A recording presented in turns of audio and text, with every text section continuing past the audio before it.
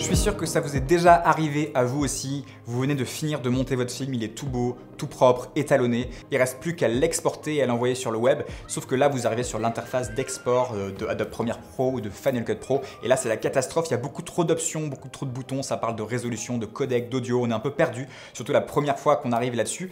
Donc, j'ai essayé de faire cette vidéo pour vous expliquer quels sont, selon moi, les meilleurs réglages d'export dans Adobe Premiere Pro. Je vous dis tout dans un instant.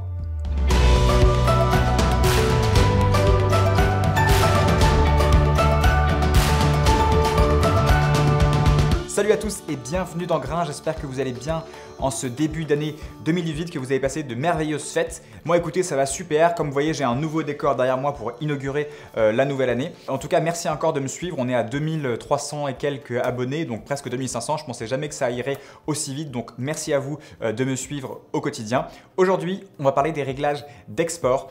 Donc je vais vous expliquer quels sont les meilleurs réglages selon moi pour exporter votre film, que ce soit en 4K ou en Full HD, dans votre logiciel de montage. Je vais vous montrer ça dans Adobe Premiere Pro. Il y a deux réglages d'export que je veux aborder avec vous. Le premier, c'est pour garder une copie en pleine résolution de votre film, que ce soit en Full HD ou en 4K. Donc là, c'est vraiment la meilleure résolution possible, la meilleure qualité possible que vous allez pouvoir avoir pour ce film. Et le deuxième réglage concerne un export à qualité variable. Ça peut être de l'excellente qualité ou de la moyenne qualité. On va voir comment on peut changer ces paramètres-là pour, par exemple, envoyer à un client ou alors pour exporter sur YouTube ou sur Vimeo. Pour la pleine qualité, on va utiliser le codec ProRes qui est vraiment le meilleur codec pour ça puisque c'est un codec qui est compressé mais moins compressé que le H264 et qui garde vraiment la meilleure qualité possible de vos fichiers.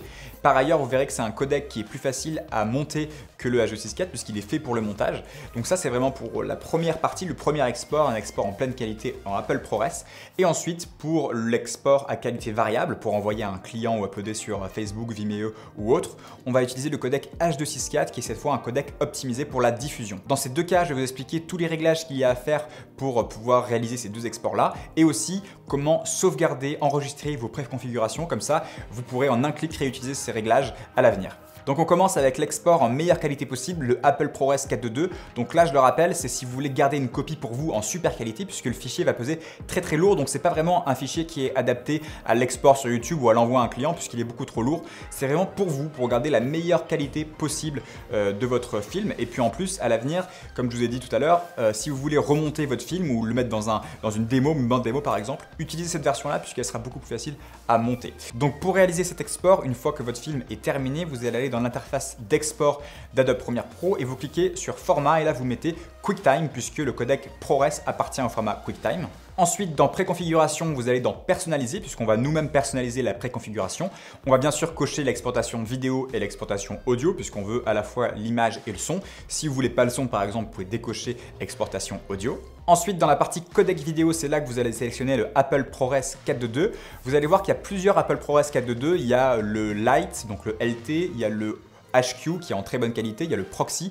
Moi en général j'utilise le Apple ProRes 4.2 tout court qui est très bonne qualité. Si vous voulez utiliser du Apple ProRes Lite, vous aurez un peu moins de qualité mais ce sera quand même de la très bonne qualité, toujours supérieur au H264 qu'on verra après.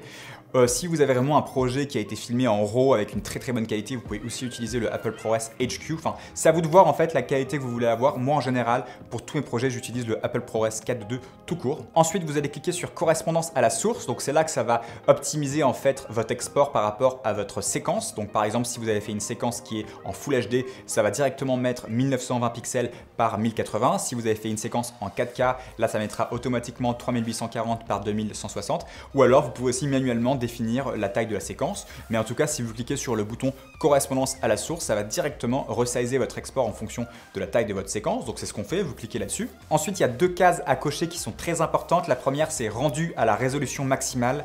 Et la deuxième, c'est utiliser la qualité de rendu maximal. Ces deux cases en fait vont me permettre de vraiment utiliser, comme son nom l'indique, la qualité de rendu maximal. Donc c'est important de les cocher. Ce serait dommage de ne pas utiliser la meilleure qualité possible, surtout quand on veut exporter un fichier en ProRes qui normalement est censé exporter la meilleure qualité possible. Donc cochez bien ces deux cases. Pour finir, il y a un petit menu déroulant avec écrit échantillonneur d'images. Si vous avez utilisé le flux optique dans votre montage vidéo, vous mettez bien flux optique. Par contre, si vous ne l'avez pas utilisé, vous pouvez laisser échantillonneur d'images d'image. Ça y est, vous avez terminé, vous pouvez maintenant exporter votre film. Mais juste avant, je vous conseille d'enregistrer cette préconfiguration. Comme ça, vous n'aurez plus à répéter toutes ces étapes la prochaine fois. Vous pourrez directement choisir la bonne préconfiguration. Donc pour cela, vous remontez et à côté du bouton préconfiguration, vous cliquez sur la petite icône pour enregistrer ces réglages-là et vous l'appelez par exemple Apple ProRes 422 et ensuite vous faites OK et là vous pouvez exporter votre film. Donc là, on a vu comment exporter un film en ProRes 422, que ce soit en 4K ou en Full HD, puisque avec le bouton correspondance à la source, on a changé en fait ces paramètres-là. Donc voilà tout ce qu'il faut savoir pour exporter vraiment la meilleure qualité possible de votre film.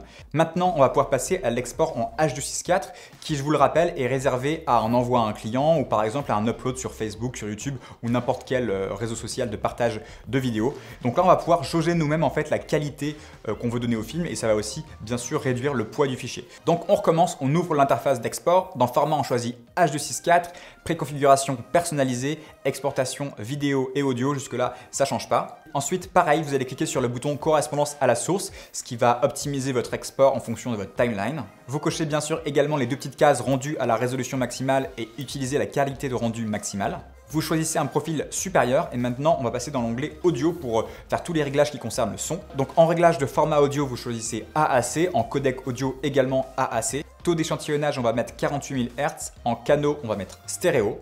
Tout ça pour avoir vraiment la meilleure qualité audio possible. Ensuite, dans qualité audio, vous allez mettre supérieur, en débit 320 kbps par seconde. Et précédente, vous allez aussi cocher débit.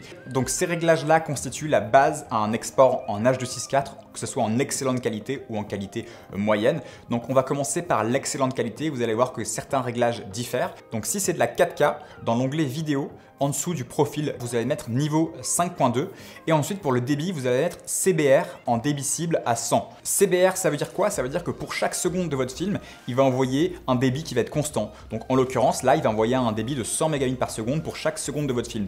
Ça veut dire que peu importe l'image, qu'elle soit détaillée, pas détaillée, il va envoyer 100 mégabits par seconde, ce qui va faire un fichier très lourd mais qui va être dans la meilleure qualité possible. Donc ça, c'est vraiment pour avoir de l'excellente qualité, la meilleure qualité possible en 4K. Si par contre, vous êtes en Full HD, là, vous allez changer le niveau, vous allez mettre 4.2. Donc un peu moins haut que la 4K, ce qui est logique puisqu'on veut forcément une qualité un peu moins bonne. On a besoin en tout cas d'une qualité un peu moins bonne pour de la Full HD plutôt que de la 4K puisque la résolution est 2 fois plus petite. Donc niveau 4.2 et cette fois vous allez garder CBR pareil mais en débit cible vous allez mettre 40. Donc ça veut dire cette fois qu'il va envoyer 40 mégabits par seconde dans chaque image pour avoir la meilleure qualité possible. Donc ça c'était vraiment pour l'excellente qualité. Et maintenant on va passer à la qualité plus normale on va dire. Donc moi ce que j'utilise 90% du temps. Donc en niveau on va laisser 5.2 mais on va changer le débit et on va mettre VBR de passage et en fait tout simplement ça va en fonction de l'image, que ce soit une image détaillée ou pas, ça va envoyer un débit différent. Par exemple s'il y a une image très détaillée, par exemple vous filmez je sais pas moi la cime des arbres avec plein de détails, ça va envoyer le débit maximum. Par contre, si vous filmez juste un ciel bleu avec pas beaucoup de détails, ça va envoyer le débit cible. Et c'est à vous de déterminer le débit cible et le débit maximum. Pour de la 4K, ce que je fais moi, c'est que je mets 55 en débit cible et je mets 70 en débit maximum. Et là, ça va être de la très bonne qualité en 4K.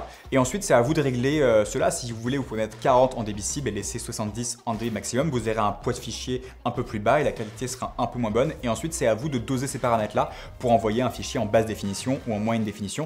Vous faites un peu comme vous voulez. Et pour la Full HD, je garde un niveau à 4.2 et en débit cible, cette fois, je mets 30 en cible et 40 en maximum.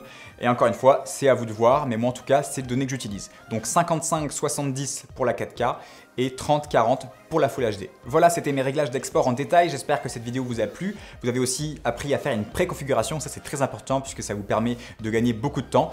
Si vous avez une question sur tout ce que j'ai dit, n'hésitez pas à laisser un petit commentaire.